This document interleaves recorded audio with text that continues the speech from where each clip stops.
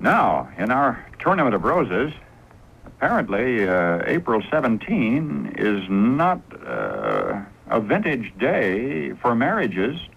The longest marriage this date, this year, is that of the Percy Shugrens of Lindsborg, Kansas, who have been married 58 years. But that's a long way from being a record in our Tournament of Roses. By the way, the King of Sweden is visiting Lindsborg today. Can you imagine how exciting that is in that town of Olsons and Johnsons and Lindstroms and Swensons and Nelsons and Petersons?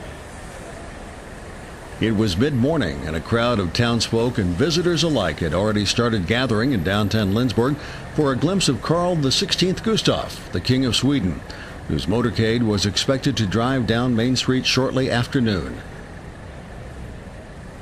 In spite of overcast, threatening skies, hundreds more were gathering for the King's dedication of the Swedish Pavilion, located at the Old Mill Museum complex in the south part of town. Carl XVI Gustaf's great-great-grandfather had sent the pavilion to America for the 1904 St. Louis World's Fair. Upon the closing of the fair, the building was purchased and given to Bethany College. The King's short but historic visit to Lindsborg was the result of two invitations sent in 1974 by then Lindsborg Mayor Hugo Lindahl. One was hand-delivered to the Royal Palace in Stockholm by Mrs. Elizabeth Jadaberg, founding director of the Lindsborg Swedish Folk Dancers. Lindahl's bicentennial invitations, the first extended to the Swedish monarch, were sent without the knowledge or approval of the official American Revolution Bicentennial Administration. Needless to say, the small farming community in central Kansas soon became well known in high places. Due to weather and equipment problems, the King's chartered United Airlines jet arrived at Salina Municipal Airport at 2 p.m., cutting his planned 4-hour stay in half. With quick reshuffling, the Lindsborg Bicentennial Committee was able to fit in most of the King's planned stops. The crowd assembled in downtown Lindsborg for a glimpse of the King were in for a disappointment. The royal motorcade sped down Main Street at highway speeds, generating years of humorous comments and parodies by townsfolk.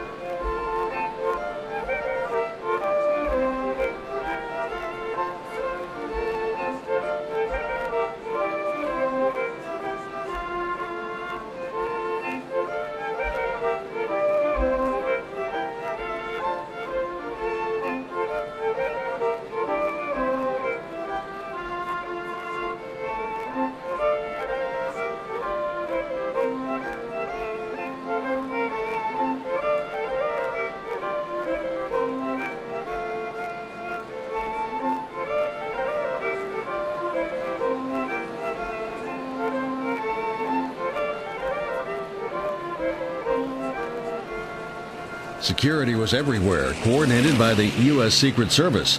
Streets were closed, manhole covers were bolted down, and helicopters kept watch from the sky.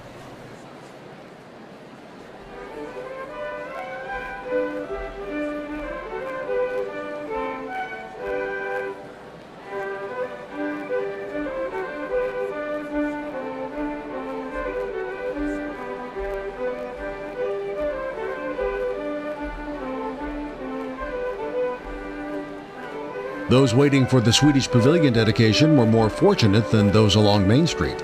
They not only saw the young king, but heard his only public speech in Lindsborg. I am very happy being here in Lindsborg. Unfortunately, my voice is almost gone, so I must put my prepared statement aside. I have been looking forward to this visit, and I do thank you for inviting me. I would like to convey to you all my warm greetings on your bicentennial. I include in these greetings a special feeling of gratitude to the many Swedes and their descendants who over the years have immigrated to this part of the United States. Thank you very much.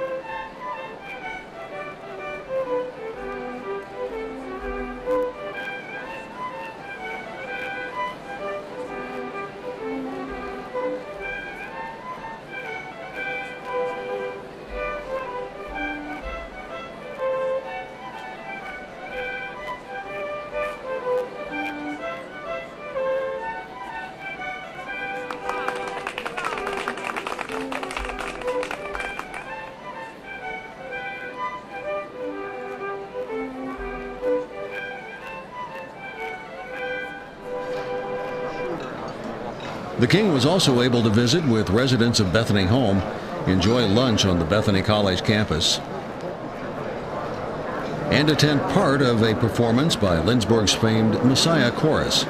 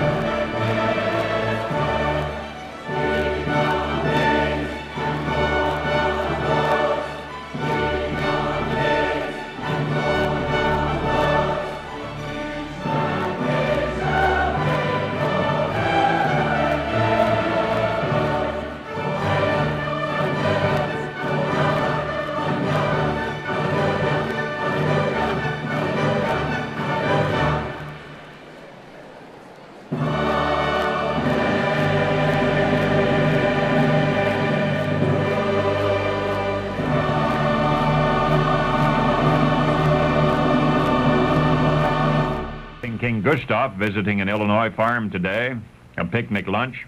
Anything after Lindsborg, Kansas has to be an anticlimax for him.